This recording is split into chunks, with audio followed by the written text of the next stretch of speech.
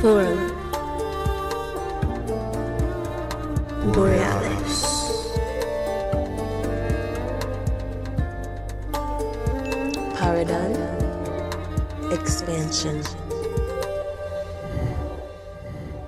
Greetings from the north and welcome to FARRELL Borealis and a new program in our antediluvian series called Ancient War in Heaven, where we in 3 parts explore the possibility not only of an extremely ancient solar system-wide high-tech civilization, but also that it collapsed through a cosmic war, rendering their possible headquarters completely demolished, and the many interplanetary abodes, bases, and outposts in ruins, with a possible arranged relocation to our planet, which seems to have been facilitated by incredible advanced and sophisticated technological abilities. This may sound akin to science fiction, but there's actually an abundance of data granting such an interpretation of events without too many logical leaps, at least not as far as the baseline goes. To guide us through this wild ride of yore, we have our forum professor back, Dr. FARRELL, who is the definition of a Renaissance man, commanding a large number of subjects both from his personal interests as well as through his formal education. As a former professor with a PhD from Oxford University, he masters several interdisciplinary matters, including a lifelong passion for subjects in which he's attained a skilled level in everything from ancient and recent history to obscure and deep physics. He's an outstanding, prolific author, having written more than 37 books on various themes, especially on controversial and exotic matters.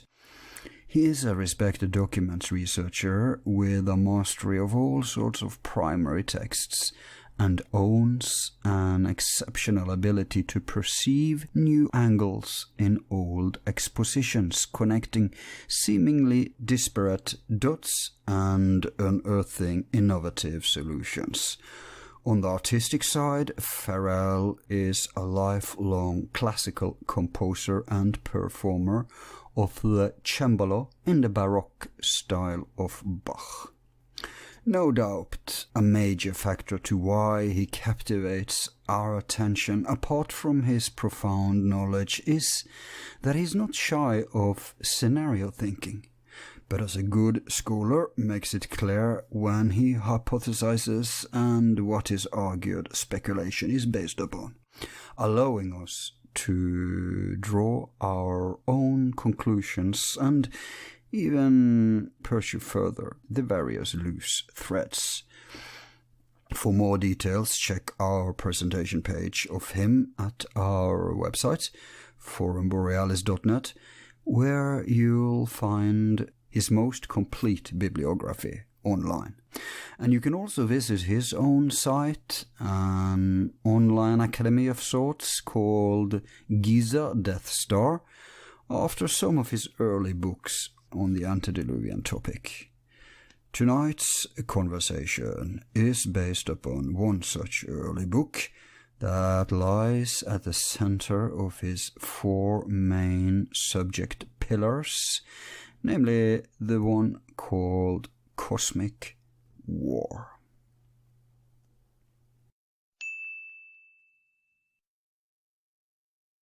Welcome back, Joseph. Thanks for having me.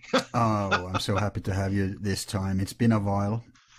Yeah, it has. April, I think. Yeah, maybe. We always have one show with you, brewing, that's not launched, while we're having a new one with you. So we haven't yet launched the last JFK show. Right. And it's great timing to launch it now due to the hula hoop about... Oh, yeah, the documents release. Which was a big disappointment, huh? Actually, no. Um, 10%, man. 10%. yeah, but what was released was very interesting. Over here, I was doing my blogging and listening to some talk radio shows over here on the day that they came out. Mm. And more than one American talk show host had on, I won't mention his name, but had on a well known JFK conspiracy skeptic, a well known defender, more or less, of the Warren Report. And he was saying, spinning before the documents were even really digested by anybody, he was spinning it, well, there's nothing in there. Basically, they substantiate, the Warren Report and all that. And of course, if you look at what's in them, they do anything but do that. We've got clear indications that Oswald was connected with the CIA in some capacity, which JFK assassination researchers, without the benefit of these documents, made a fairly good, convincing case of that years ago. I'm thinking of Marina and Lee, that famous book, Epstein's book, and so on. So all of this came out, and now the documents are kind of confirming what assassination researchers have said all along. So, and did you notice there was something substantiating one of, when we've had Nazi programs with you, we've gone down a road which unavoidably ends up in a very interesting conspiracy hypothesis connected to JFK and the Nazis and Hitler and Bormann.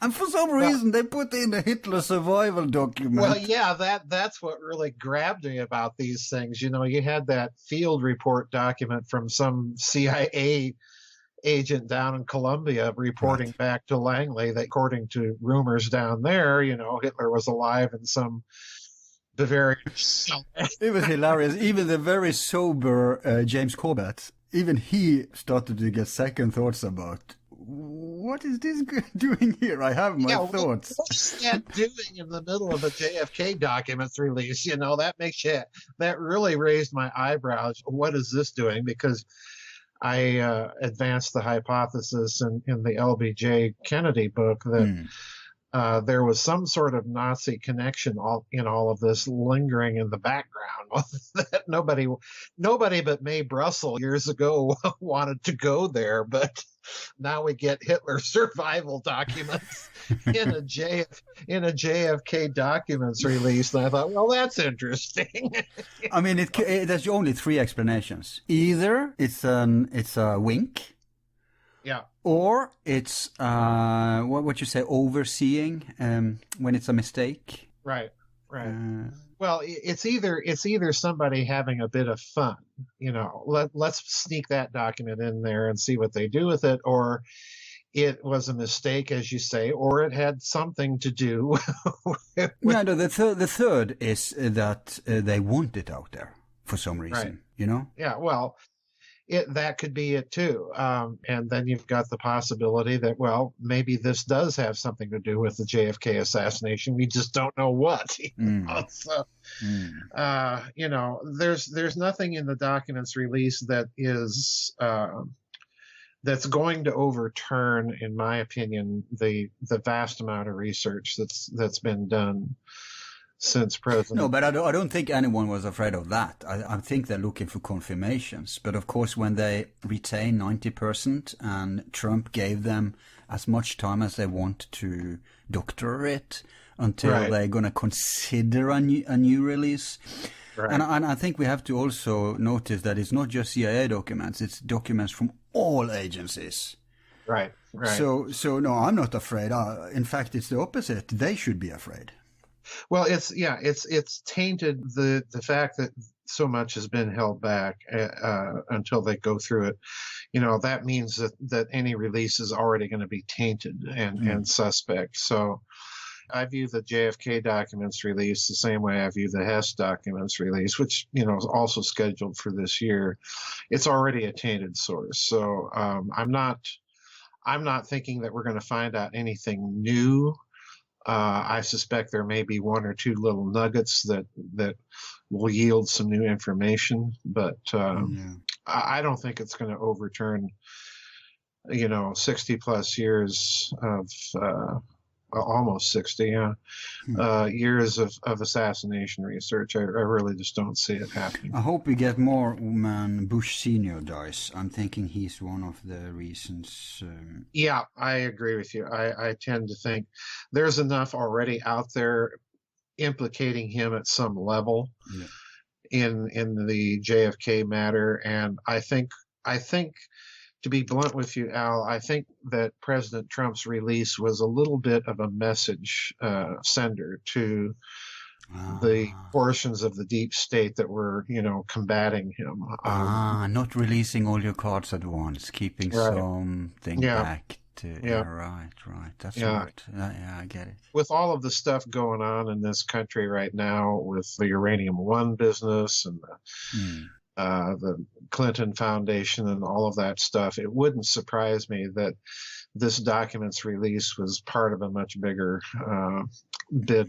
And I'll not even ask you about Saudi Arabia, because then we'll never get to the business. No, we won't. But before we get to business, by the way, today this show is going to be called Ancient War in Heaven, based upon your book Cosmic War. But I wanna go a little one more detour with you before we get there, because you mentioned the Hess release. Right. And we have to make people aware of your new book. I just got it. I just started it. Okay. Well, I hope you're liking it. Oh, yeah. It's so far, I'm just in the beginning, although I browsed to see what's coming. And we started, one of our first chats with you was kind of about these matters. And I'm going to twist your arm to get you back pretty soon to discuss it, because it's a classic. It's a classic FARRELL book, and it's, the devil, the God is in the details. And well, yeah, in this case. Yeah, and I thought I knew this story, but man, this is interesting on so many levels. And it's like it's not your usual narrative, I think. It's more like a detective story, it seems. Yeah. Yeah, I wanted to write it that way because there are other researchers out there that have basically uncovered just an enormous amount of detail about the Hess case. Some things, very, very few things, I think they miss some of the significance of. But basically, I'm synthesizing a lot of that information in this book and adding some details of my own that I think are very significant that have not been really adequately addressed by anyone in the whole Hess business. But yeah, the new book is called Hess and the Penguins. And then the subtitle to that is Antarctica, the Holocaust, and the Strange Case of Rudolf Hess. It's very timely. I guess you had in mind that they were going to release it this year. Yeah, well, this is the year that the Hess documents are also supposed to be released. And, I make the observation in the book that this is the same year that the Kennedy documents, which, of course, we've seen release. And the fact that Hess, there's so much about the Hess case that has not yet been released ought to tell us something about the huge significance of that case. And yet there's not so many shows about it. It's not like not a hyped conspiracy theory these days. It used to be back in the day, before internet and everything.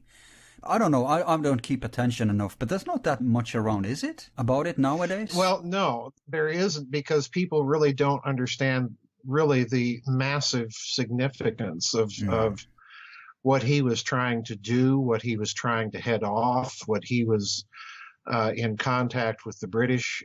Most everybody agrees that he was trying to make peace with the British, but what they don't understand was that he wasn't flying there to negotiate. He was flying there to sign the deal. He was flying under royal protection. He was bringing with him basically a completed peace treaty. There was factional infighting on both the British and the German side. There's every indication, as I point out in the book, that what the peace plan also was an international double coup plot against both Churchill and Hitler. And again, we have the ever-present wonderful man Hermann Goering, mixed in. I don't reveal too much. I haven't read the whole No, book yet. okay, well, I won't.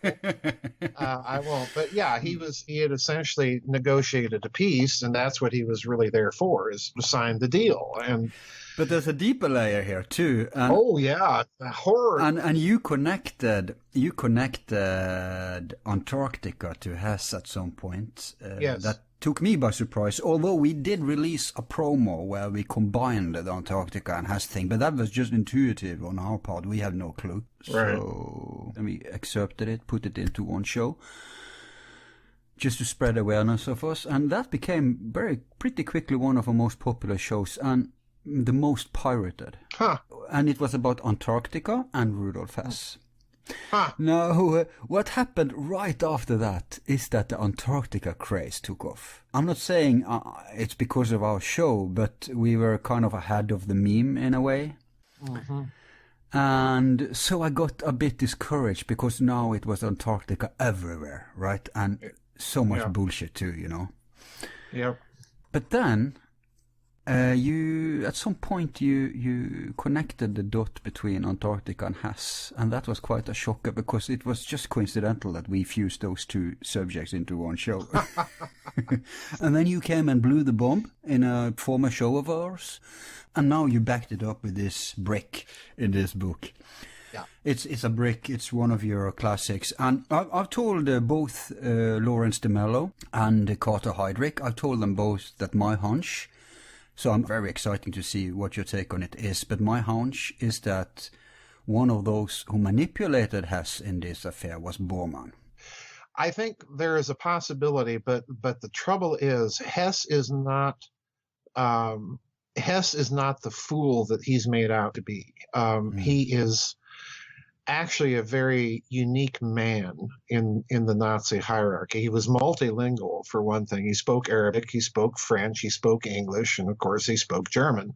And well educated. So and very well educated. He was not by any, if you want to think of him this way, think of him as the cosmopolitan Nazi. Yeah, but my take on him isn't that he's stupid, but that he's more like he has principles. He's more an honest guy, not so sly as Bormann. The more you yourself are prone to trick people, the more you will also suspect stuff, and the more sincere you are, the more you will project that. So it's easier to fool honest people. It's the boys at the NSA. I swear, I've had so many guests lately. No problems. And we start talking about this issue and bum. Yeah, I know. Anyway, you were about to say that your take on Hess was... Yeah, well, I lost it now. So it's not just that he wasn't stupid, but he was more like a sincere guy. It's so easy to trick sincere people because you kind of project what you have in you. If you're a crook, you'll never be fooled because you'll be skeptic all the time. But on the other hand, you'll never have good surprises. But if you have principles and if you're decent, you'll kind of see goodness all over. I'm not saying it's black and white like that, but I think Bormann was more clever in the way of manipulations. Well, yes, he was, but to his credit, Hess is the one that spotted Bormann's talent and promoted him. So there would not have been a Bormann without Hess. Hess is I wouldn't say he's a master manipulator, but what he is he's very Byzantine and he's very cunning. Really? Wow. Yeah, one of the most surprising things I found out when I was doing that book was that Hess was widely regarded before his flight as being more or less the hidden brains to the whole Nazi operation. There were even articles to that effect in the American Foreign Affairs magazine, the flagship magazine of the Council of Foreign Relations. Yeah, I heard he even was the one who actually wrote Mein Kampf, or helped. Well, yes, Hess actually wrote the more lucid parts of Mein Kampf, and actually the title Mein Kampf itself was Hess's suggestion. Hitler wanted some title that was something like 4 years of struggle against pain, lies, and it just the title was as long as the book. Right. So the title of Hitler's book was Hess's suggestion.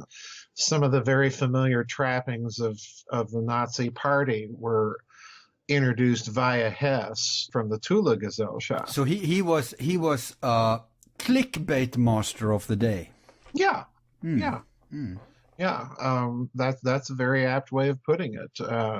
So there's a lot of layers to this thing that I try and unpeel in the book. I call it the Hess mess because once you get into it and see just what a hall of mirrors it really is, you've got everybody from apparently the royal family, the Duke of Hamilton, the Duke of Kent, and some other people on the British side, and then even the brother of Ian Fleming pops up in this thing, and MK Ultra, Alan Dulles, Antarctica notwithstanding, and Antarctica, that's the penguin part. Yeah, that's the penguin part, and people have been asking for years, well, what's the proof that Hess was involved with that? Well, there's nothing direct. However, there are little clues if you really stop and ponder what is really being said once he arrives in Great Britain. Then it's very clear that Antarctica is somehow part of the agenda, whatever's going on. And an oddity we have to mention is the old, I think it's an 80s new wave band called Spandau Ballet. Yes. Even they are present. Well, I begin the book with the chapter called Spandau Ballet, and I end the book with a chapter called Spandau Ballet. And the first chapter, I have a little footnote right in the title of the chapter saying, no, I'm not talking about the 1980s rock group. And the final chapter, which is called Spandau Ballet, has a little subtitle, and that one says, yes, this time I am talking about. That's funny. With lyrics. With lyrics, yes. So I recommend it wholly so far. I mean, I haven't read it yet, but it's an interesting read so far. I'll give a better evaluation next time when we discuss it. Sure. But let's move on, Joseph. They know about it now, and they also know we're going to have a show about it. All right. So tune in next time we have Joseph on for that. You'll get all, well, not all, but you'll get more details. It's going to be a great show, I think. But today, we're going to take on a classic of yours. Mm-hmm. And as I understood it, Joseph, your book, The Cosmic War, one of your early books, I've understood it that it's actually very central in your whole arc. Yeah, I've always considered and I've always said that book I regard as the keystone in the arch of all the books. That's kind of the centerpiece, as far as I'm concerned, of all of it, because it paints in very broad strokes. I'm trying to get across the idea that, this is a struggle that's been going on for a very, very long time. And you can read those ancient texts and you find very fascist-like behavior from certain parties that are interested in wiping out mankind, and so yeah, we're going to take that on. Sure, yeah, it is. But I think we should start at this point. I had Richard Hoagland on recently, and but by the way, he was actually the one who noticed me about you. Back in the day in Coast, he mentioned you.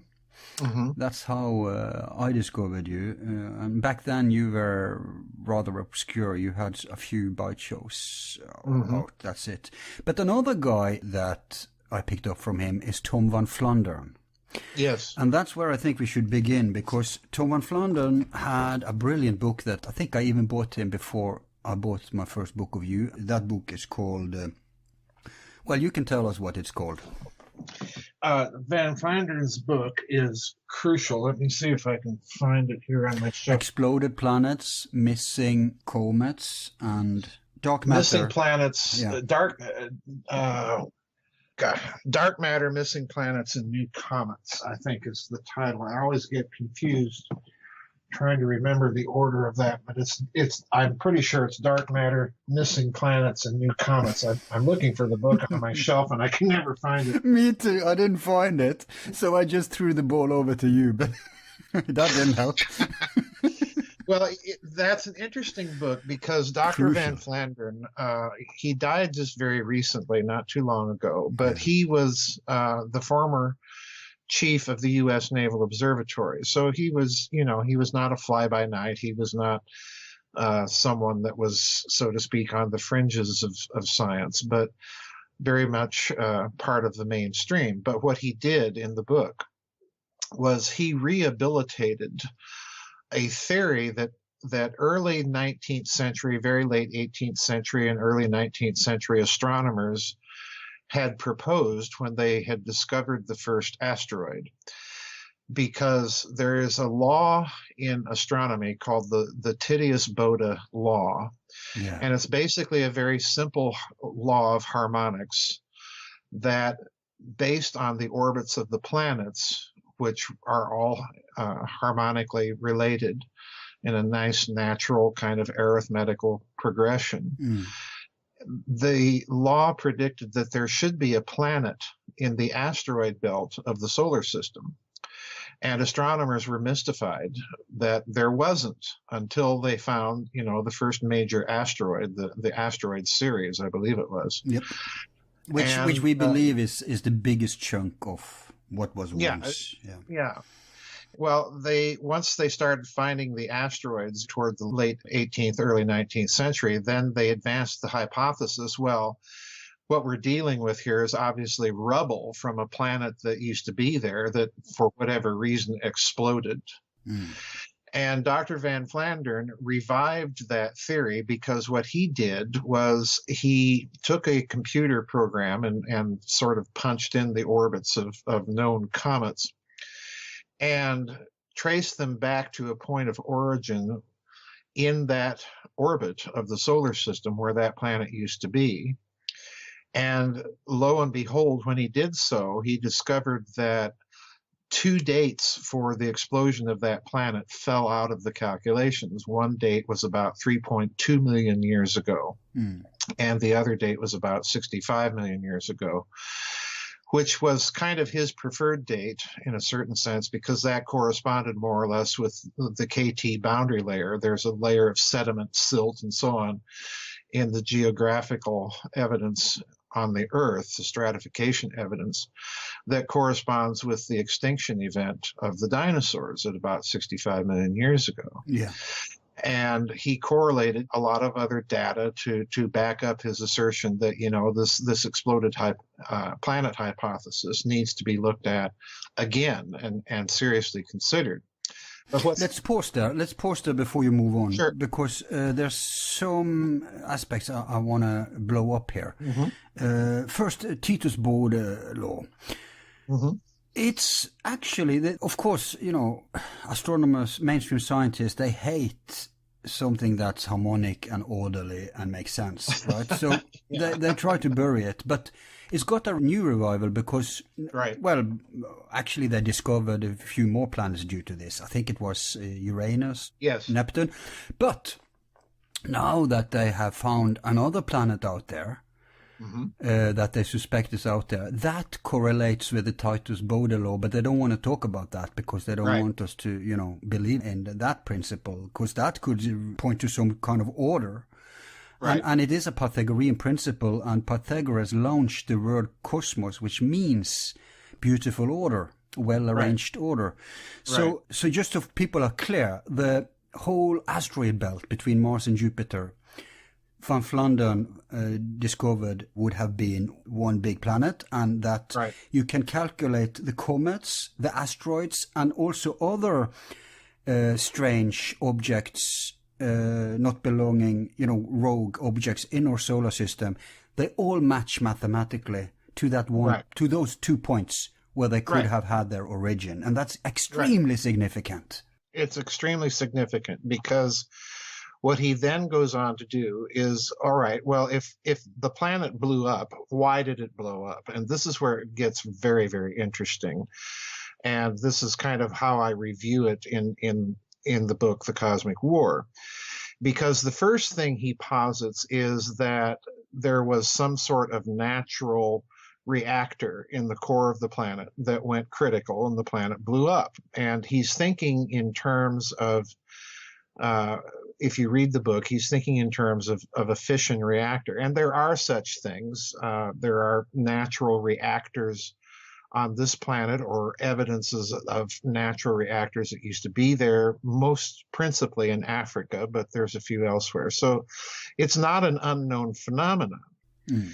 But the problem is, as he's quite well aware, is that to get a fission reaction large enough to blow up an entire planet is really kind of an impractical idea. So the next thing he proposes is that somehow there may have been a matter-antimatter reaction, that there may have been antimatter captured and contained in the core of the planet, and that containment broke down and the planet blew up, because again, a matter-antimatter reaction is a total annihilation reaction, so you get a lot of energy out of them. Mm. But again, the problem there, as he well knows, or knew, I should say, is that the matter-antimatter symmetry is really not there, for a very good reason, because if the relationship of matter to antimatter in the universe was symmetrical, we'd be seeing a lot more explosions than we are. Yeah. So he kind of mentions it, but he moves quickly off of that idea. And then he comes down, and I will never forget reading this, Al, when I first read that book. He comes down to where he says, well, maybe the planet suffered some sort of breakdown of advanced technology, and that blew it up. And then he also says, as he's thinking about that, or it could have been the result of, and these are his carefully chosen words here, deliberate action. And of course, when I read that, I thought, the first thing I thought was, it was a war. What he's really saying is it was a war, and that this planet was destroyed as the result of a war. Now, Star Wars had come out at that time, and I think perhaps that he chose his words carefully because he wanted to avoid Star Wars scenarios. But I mean, he wanted to avoid getting booted. Well, that too, that too. But he does entertain. Well, I'll get to that later. Go on. Well, once he said that, I thought, holy cow, if this is the case, then it puts all of those ancient texts that are talking about wars of the gods in a very, very interesting perspective. Because if you look at those ancient texts, one of the things that, I really try and drive home in that book and in some of my other books talking about this ancient high advanced civilization is that they use language in a multi-leveled way, and they do it very intentionally. There's actually an academic term of art for what they're doing. It's called pronomasia. Mm-hmm. It's the idea that, that language is multi-layered, and particularly these ancient mythologies, that they're really speaking very deliberately. It's kind of like, Baroque counterpoint. They're speaking in a multitude of voices all at the same time. And what's interesting is if you view those texts that way, the names of the gods are also the names of celestial phenomena. They're the names of planets and so on and so forth.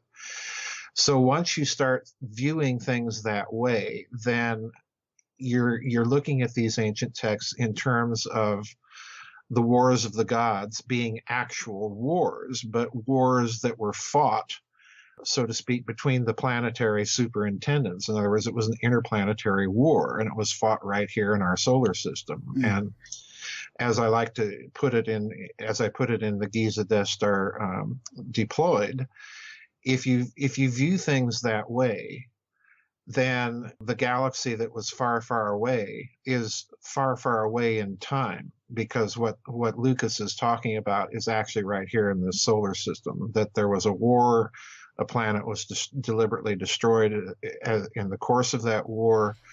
Uh, Yeah, but I mean, Lucas could just be subconsciously expressing archetypal meme. I mean, he doesn't have to know this for it. I don't think so. And the reason I don't think so is what most people don't realize is that Lucas hired as a consultant Oh yeah, Joseph Campbell. Joseph Campbell. Right. And, if anybody is going to clue Lucas in on what sorts of archetypes and things to use, that's right. Anakin Skywalker, Anakin is an assonance with Anunnaki and so on and so forth. And the Force be with you. I mean, that's Egyptian. Ripped off straight from straight from Egypt. So you've got a lot of stuff going on in Lucas, I think, that show the clear hand and influence of Joseph Campbell. And of course, he was, if anyone was familiar with some of the ancient texts that I talk about in the Cosmic War, it would have been Campbell. Absolutely. But hang on, we're not done with Van Flandern yet, because because I mean, you could probably elaborate a little on this too. If you look at the planet Mars, right. It's obvious that if this planet was between Jupiter and Mars, and by the way, Van Flandern can also tell us something about its size, because there's so much matter around that it was a huge planet, according to him, a huge planet. Yeah. And if you look at Mars, the side that is turned towards that planet is just bombarded on the half side. Yes. And on the other side, there's no scratches. Yeah. So that's an indication too. Van Flandern actually posits that Mars may have been a satellite, a moon of this planet. And of course, if that planet blows up, what is unusual about Mars is that one entire hemisphere, as you've indicated, looks like it was subject to sudden massive flooding and bombardment. And I've always entertained the notion that because of that, the mythology of the flood, if there's one planet in the solar system that looks geographically to fulfill the literal understanding of a global flood, it's not on planet Earth, it's on Mars. And this brings up Hoagland and all of that stuff. But if you look at Mars, the other thing that's very interesting, as you said, is the other hemisphere doesn't look that way at all. It's as if you're dealing with two entirely different planets in terms of their topography. And the other thing about this is if you explode a big solid water-bearing planet, and Mars is, first to get hit with the shockwave. Well, what is that going to do? Well, it's going to rip off the oceans. It's going to rip away the magnetosphere. The magnetosphere of the planet. It's possibly going to kick it into a wobbly eccentric orbit, which is what we see. So in other words, Van Flandern, is not making his case simply on cometary orbits or anything like this. He's also making his case on the basis of the exoplanetary geography of Mars, its unusual hemispheric distinctions. He's making his arguments on the basis of it used to have an atmosphere, but now doesn't. I'd say it's a full theory. Oh yeah, it is. It is a fully fleshed out theory, and this is so interesting because it's also a theory that, to my mind, not only makes sense of the data that scientists would deal with, it makes sense of the data that other people have noticed about Mars, the clear indication of artifacts of artificial structures and so on there. It makes sense of the texts that we have here on planet Earth of wars of the gods. And of course, Mars is associated in human mythology over and over from Babylon to the Roman Empire with war. Nergal and in the Sumerian texts, Heracles, Hercules, Ares. And it makes sense of so many things that, and we have to say that too, that we don't have answers for in the mainstream today. Right. Exactly. He really and you said something very important here. You alluded to something that Van Flandern was convinced of. I'm not sure why, but he was convinced that this huge planet was a water planet. Yes, yes. He believed it to have been about 2.3 times the mass of the Earth, a solid and water-bearing planet. Jeez. And the reason why is because of not only the geographical evidence of sudden massive flooding on Mars, but you also have indications on the asteroids of sudden stress, sudden pressure that creates diamonds in the meteors that fall to Earth from the asteroid belt and so on. So in other words, all the indications are there that this was a catastrophe. And if you put Mars into the mix, it's very much like Graham Hancock said in one of his books, that the planet looks as if it had been deliberately murdered. And now recently, let's just toss this into the mix. You have Dr. John Brandenburg coming out with his paper that he's read to various scientific committees, arguing that Mars was in fact taken out by a very, very massive nuclear weapon because of the signature, presence, the signature of Xenon 129 in the atmosphere of Mars. So, and that's a product of nuclear reactions. It's not a very prevalent, naturally occurring isotope. So yeah, we're going to have Brandenburg on, actually. Oh, good, good. Excellent, excellent. And Brandenburg, let us remember, Brandenburg was one of the very early people that Hoagland consulted when he wrote his first edition of the Monuments of Mars. And that's where Brandenburg first mentioned this Xenon 129. And Brandenburg being a NASA scientist.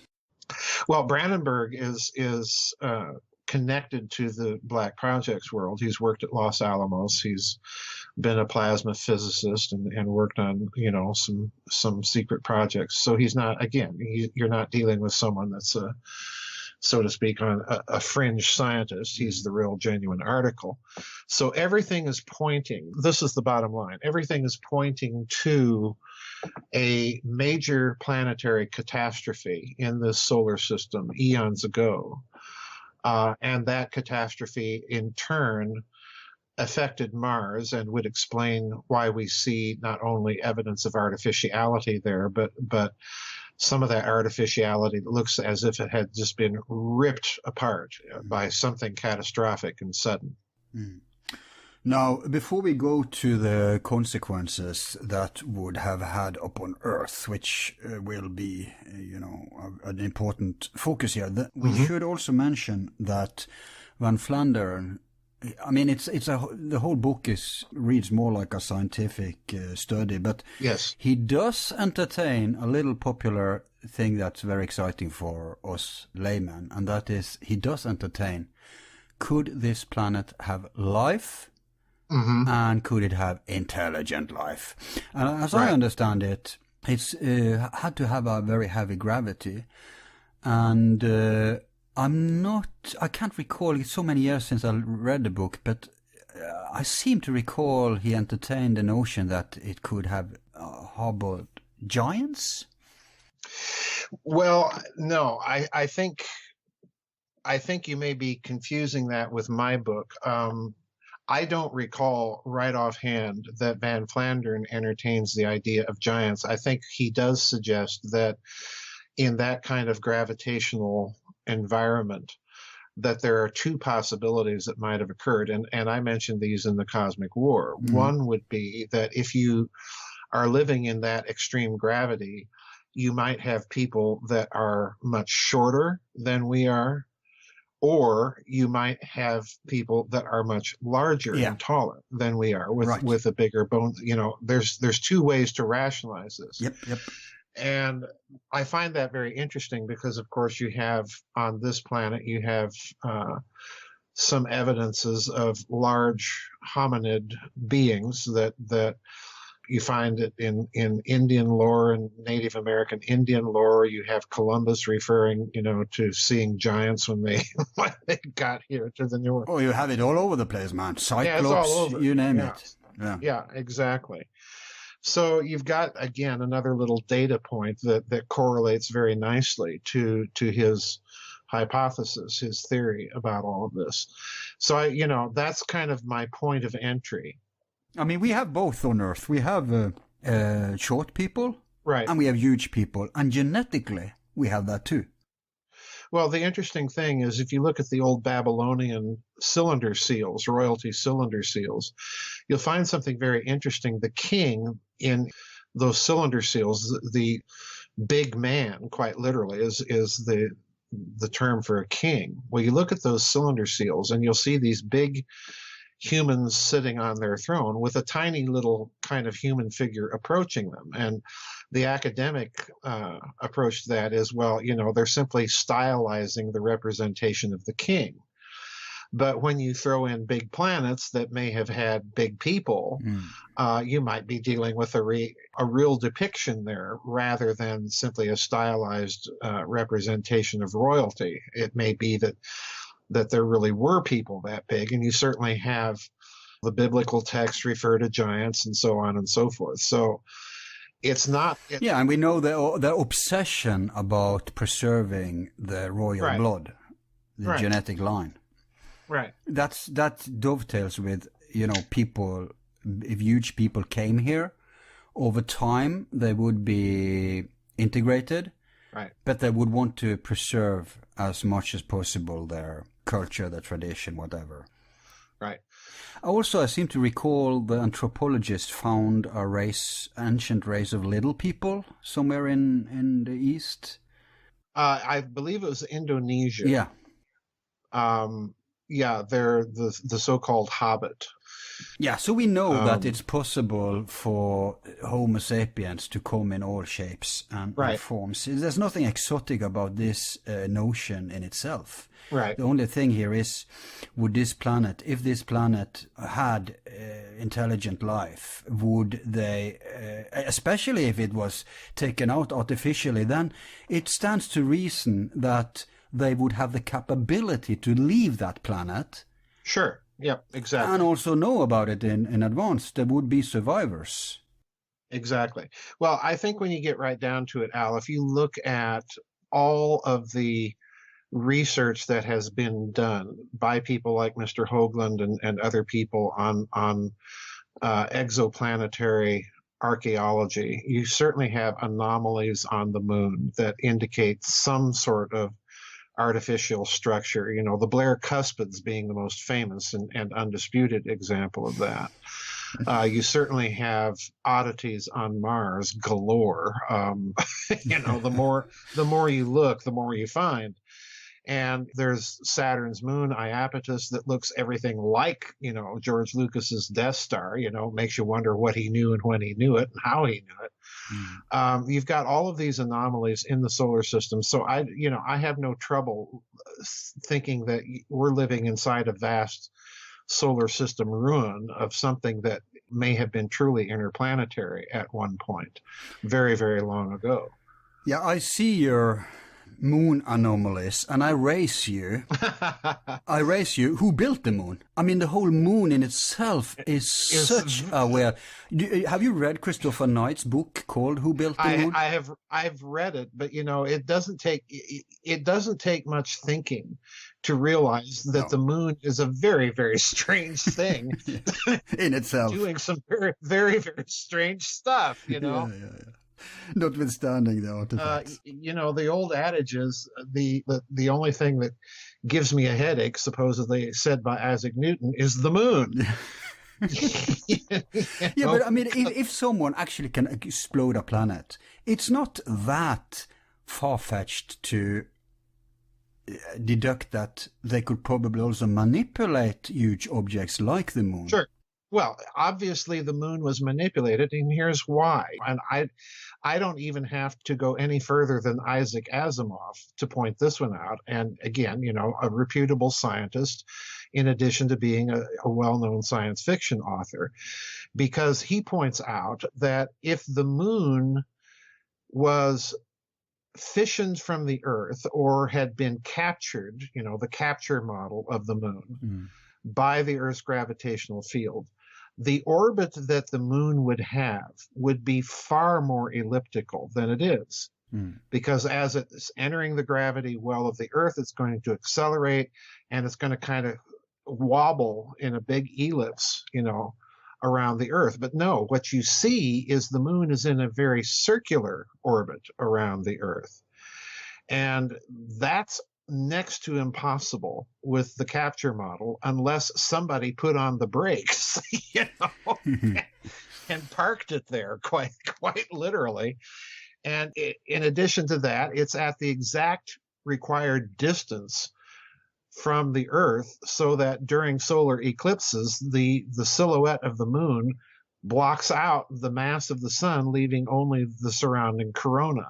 So, again, there's all of these strange things about the moon. So many. I mean, you can't even mention them. Yeah, there's so many, you can't even mention them. But just do a little elementary physics and you start realizing that, the biggest UFO that you've probably all seen is sticking right up there in the sky. Every night.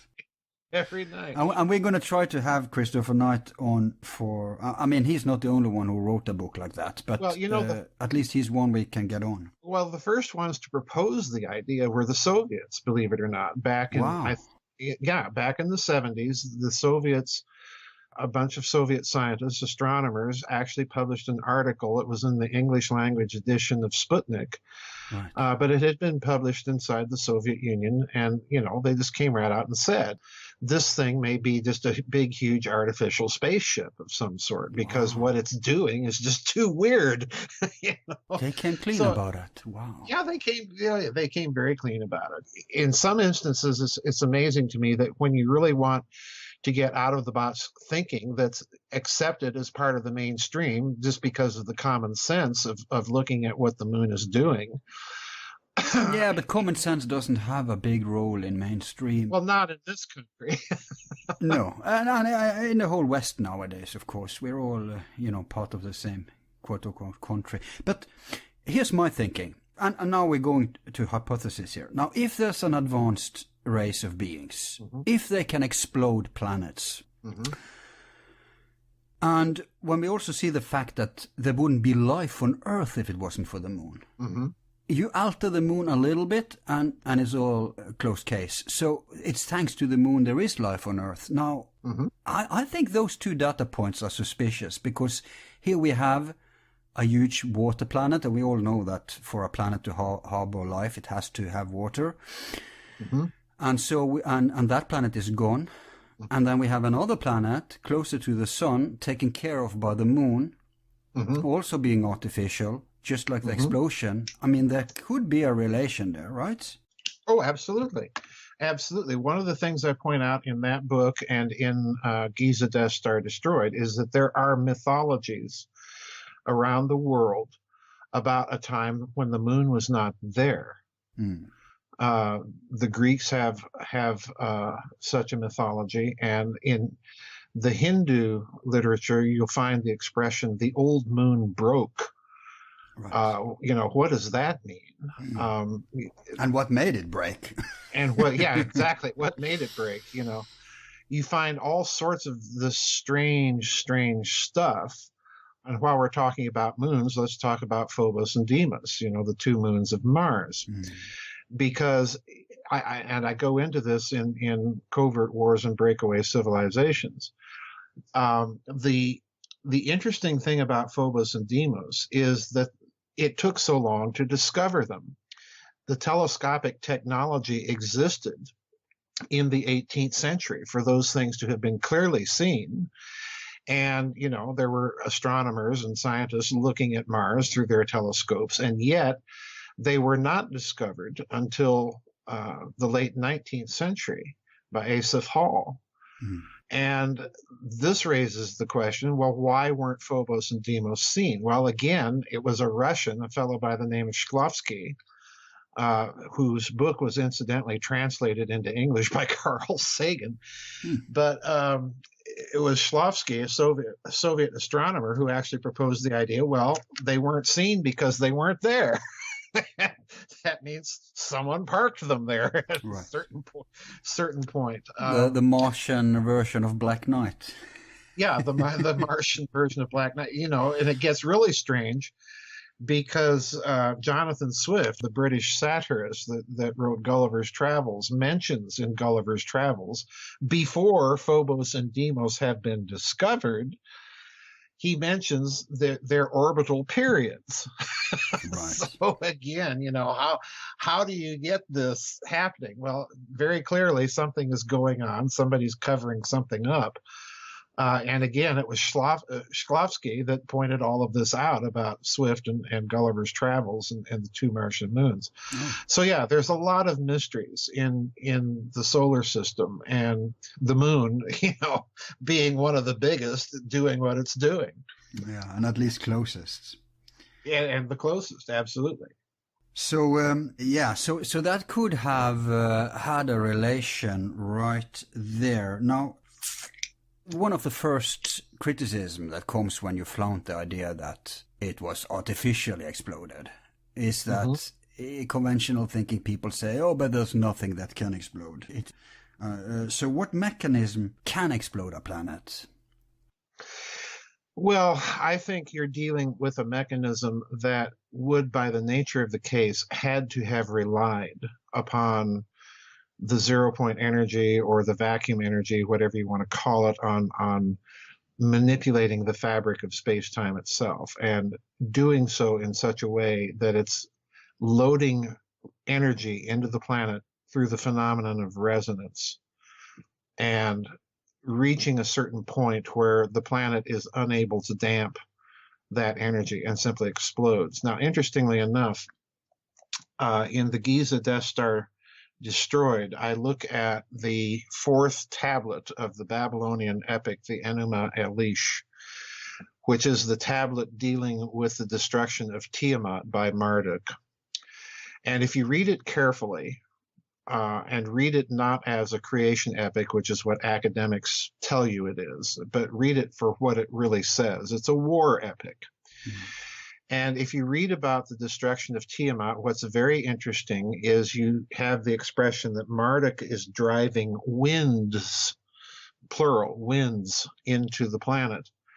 And Tiamat is crying out and suffering earthquakes and so on. And then he drives in the last lance and it explodes. Tiamat explodes, blows up. So think of it as kind of blowing up a balloon to the point that it's just about ready to pop, and then you prick it with a pin, you give it that last final pulse, and kablooey, it blows up. Right. So even the way that the texts describe this event is very, very suggestive of the physics behind it, and that's what I think you're dealing with. You're dealing with a technology able to tap into the fabric of space-time, to weaponize it, and to create these kinds of effects through entanglement and resonance on a massive scale. Well, this is where thunderbolts of the gods and torsion physics comes in, right? Yes, exactly.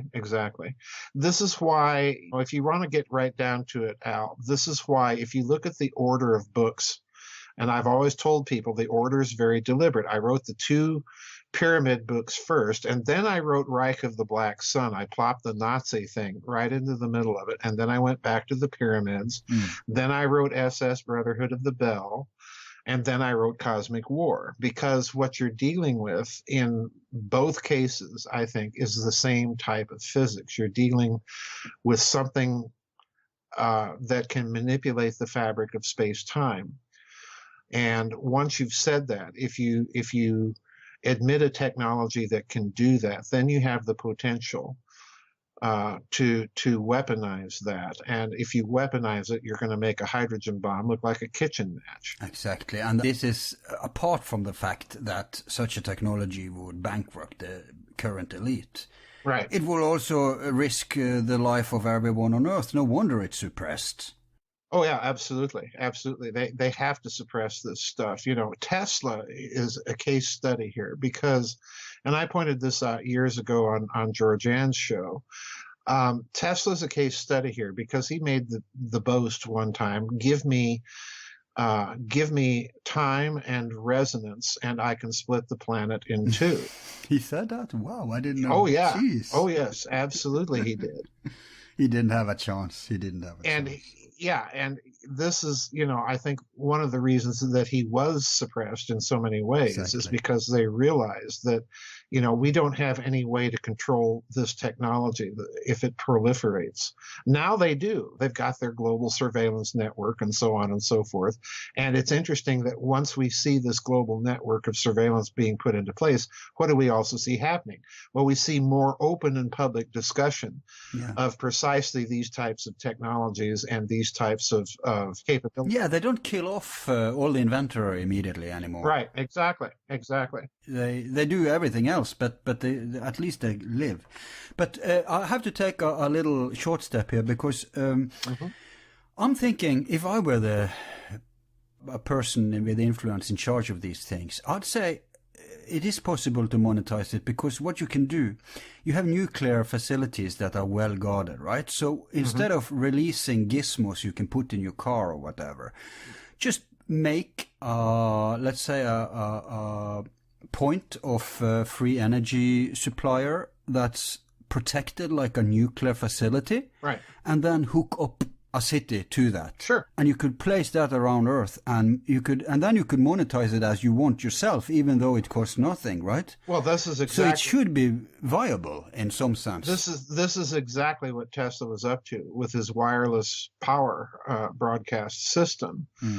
And the thing that's very interesting is that after Morgan suppressed it, and I honestly think we've never been told the exact real story there, because Morgan stood to gain a lot of money simply by the licensing agreements on the technology.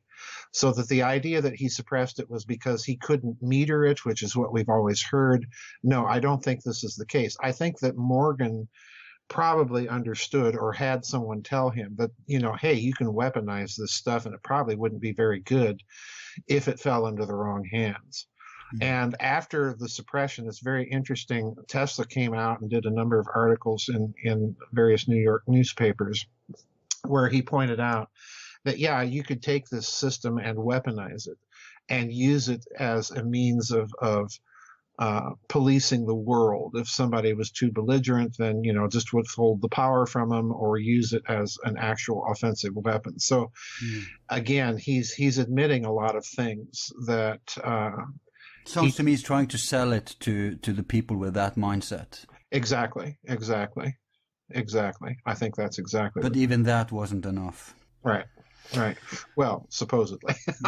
yeah. Well, not for a mass production at least. But no, we're going to have shows, people, in the future. We're going to have people from the Thunderbolts crowd on. We're going to have...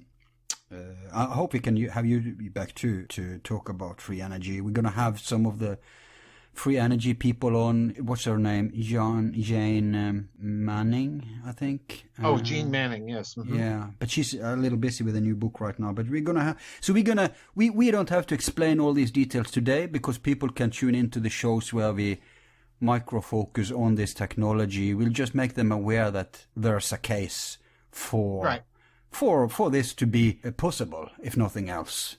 Right, exactly.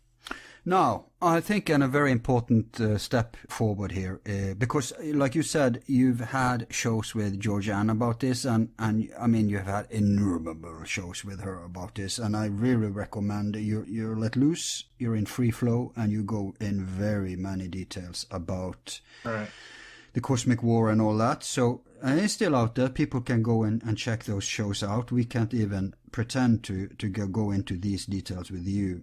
At least not today. But a step we should enter now is the catastrophist. Because what I see today in this revised day and age, people are cut off from the history of science. And they think that the mainstream today is like some sort of monolith, uniform, like they own science. What they don't know, among many things, is that the catastrophists used to be the dominant school in science. The uniformitarians hijacked it, like they've done on all areas. And I think we should talk a little bit about the catastrophism school.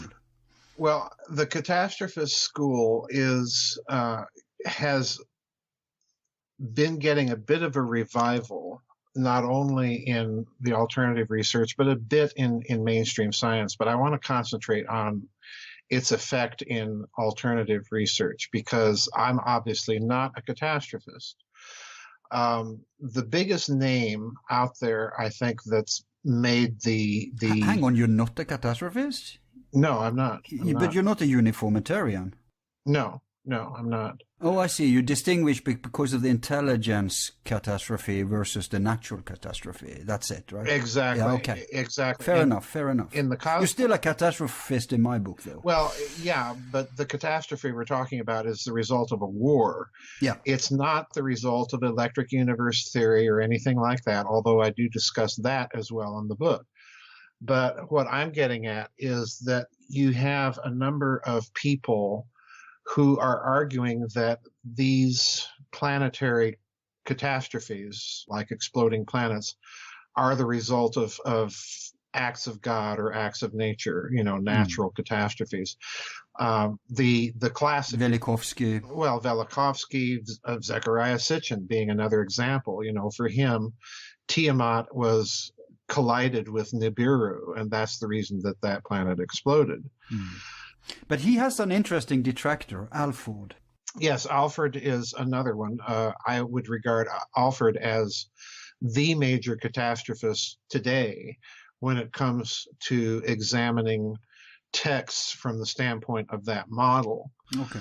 The problem that I see with his model is that in order to make the model work, he has to allegorize those texts that are referring to cosmic wars. Yeah. So in other words, the cosmic war texts become metaphors for a model. And what I'm suggesting is, no, we need to take these texts far more seriously than we're taking them, particularly if we're confronted by the evidences of ancient civilizations on other planets that have clear evidence of understanding of cosmological physics. And once you've admitted that, then you have to go back to those texts and take them much more seriously. If they're talking about a war, then you have to take that hypothesis seriously and examine whether or not it makes any sense. And I happen to think it does. So I'm not a catastrophist in the sense that, no, I don't explain what you see on Mars as the result of planetary arcing when the solar system was young, all of the electric universe theory. I don't take the exploded planet as being the result of collisions or any natural act. And Van Flandern, getting back to him, hints at this because he's clearly uncomfortable with the natural models for why the planet blew up that he's proposing, and then he just kind of comes down. You'd have to read it in his book to see what I'm talking about to get this impression, but it's very clear that he's coming down to reluctantly to the idea that maybe this was an act of deliberate cause with the technology behind it, which means a war. So in that sense, I'm not a catastrophist. No, but, the need to metaphorize these things it's not an either or. If you look at esoterica, you see that thumb rule in esoterica is that truth exists on multiple layers. Yes. Let's say myths, yes, they can have an historic origin, as we know that many of them have. Yes, they can have an educational, formative for the consciousness role, as we know they have. Here we can, for instance, mention people like, Mircea Eliade and Joseph Campbell and stuff like that. And they can have a cosmic aspect to them. Like when giants and titans, are connected to meteorites, which isn't actually that far-fetched if there were giants and titans connected to the very reason we have meteorites. No wonder they would connect them. Well, I was getting at this multi-layered idea by mentioning pareidomasia earlier. My problem with the catastrophist school, particularly and I go into this in the Cosmic War, particularly in the hands of someone like Alford, is that he uses it to explain, or rather explain away virtually everything Yeah. in terms of that model. I mean, Just like the ancient aliens people, only he. yeah, Yeah. in the other direction. Mm. I think you have to be a lot more, I don't know how to put it. I think you have to be a lot more discreet and balanced between the two. Certainly not everything is a natural disaster. Certainly not everything is the product of a technological wizardry. So, I'm advanced. It's the basic notion of entertaining several thoughts at the same time. Right, exactly. Before we go to our first break, I want to explain people a little about your credentials, because they actually come in huge play here, unlike what many people may think. Because the next part we're going to take on, we're going to go into the nitty-gritty details of the war, like who fought, why were they fighting, etc. But here, you're not just, some stray falling in from the street here, because your education is relevant here. Well, yeah, I did most of my academic training in patristics, and when you deal with that subject, you deal with texts on a constant basis, and you're dealing also by necessity. It sounds like a narrowly focused discipline. It's the exact opposite, because in order to deal with those texts, you have to own a lot of philosophy. You have to own a lot of history of science. You even have to understand some things about medieval jurisprudence and stuff like that. So language, exactly, which is such a clue. Yeah, you're dealing constantly with texts that were very deliberately and very carefully written to encompass a multitude of levels of conceptual thinking at the same time. So in a certain sense, yeah, it's a good training for this kind of interdisciplinary type of thing that I'm trying to do in the Cosmic War, because you're looking at so many different data sets and trying to correlate so many different data sets all at the same time. And I think in that respect, the book manages to erect a decent enough scaffolding. I wasn't trying to hammer down every detail, to the last nut and bolt, and I certainly was not trying to hammer down chronological details, because there's a lot to deal with when you're dealing with that sort of subject. So my goal was to erect a scaffolding that may be the scaffolding for a building, or it may be that you need to tear down some of the scaffolding and reconfigure it as more information comes in. I was aiming for a broad outline. In other words, not a... Yeah, which makes it a kind of nexus for your many other books where you can go into more details. Right, exactly.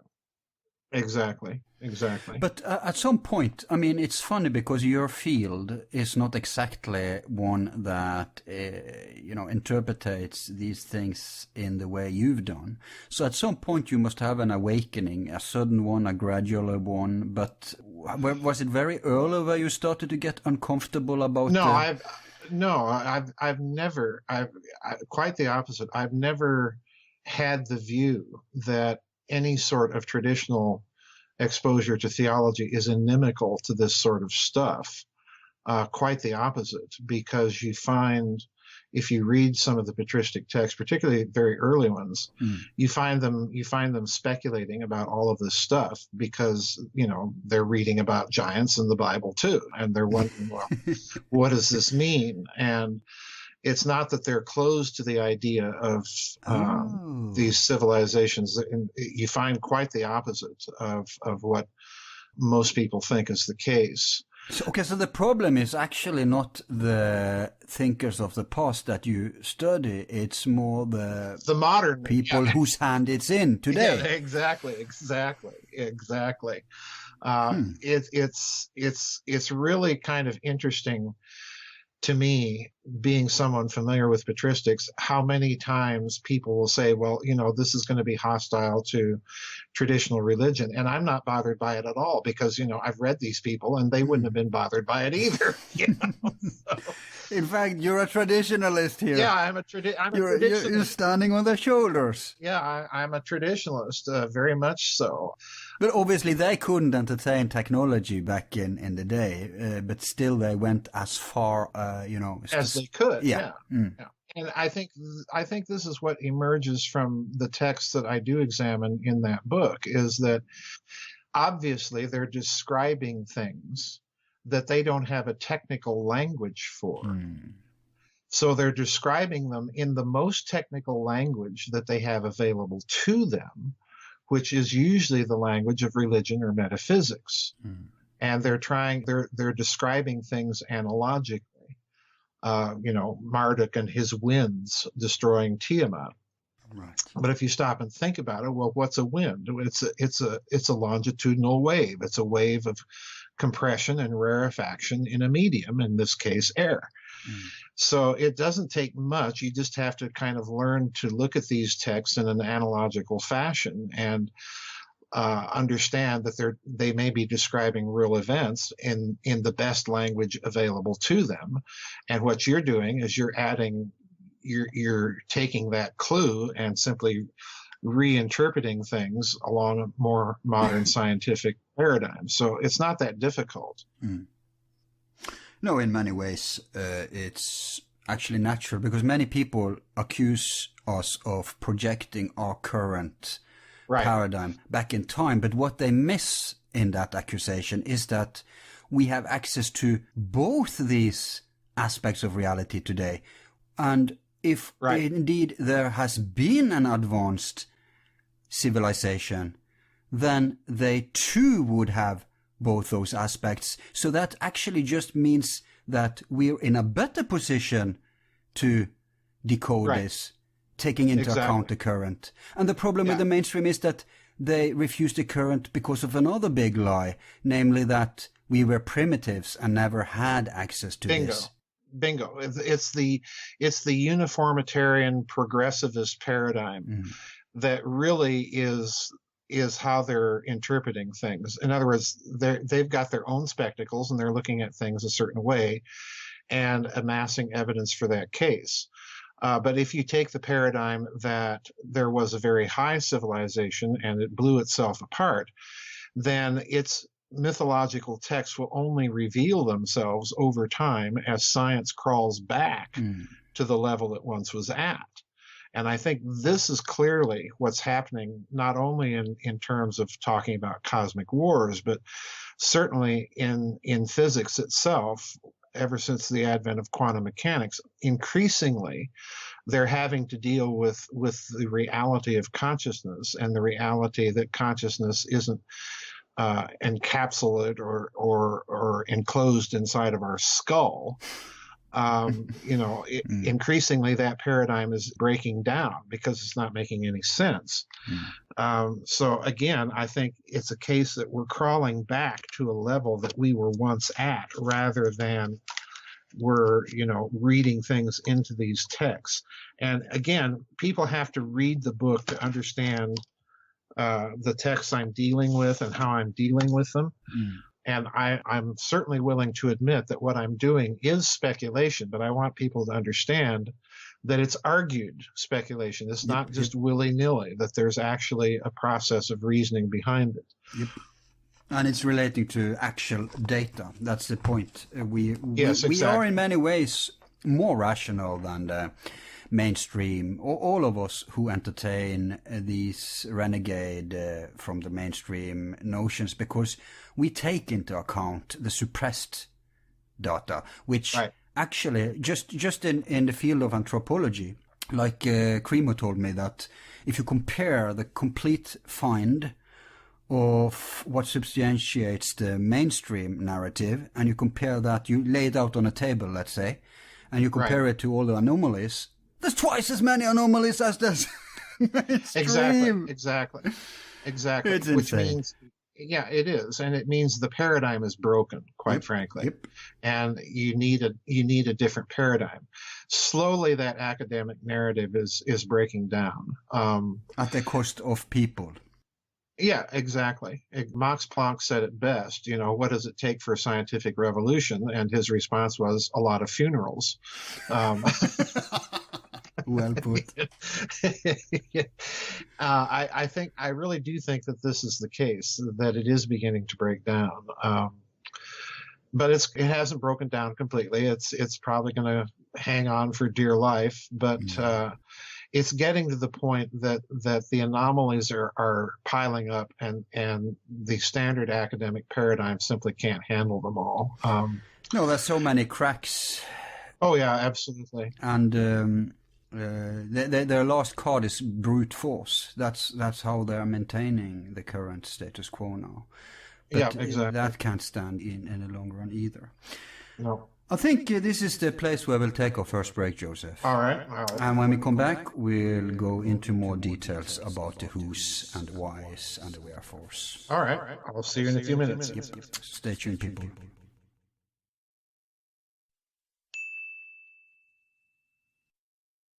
All of our files are free and will remain free.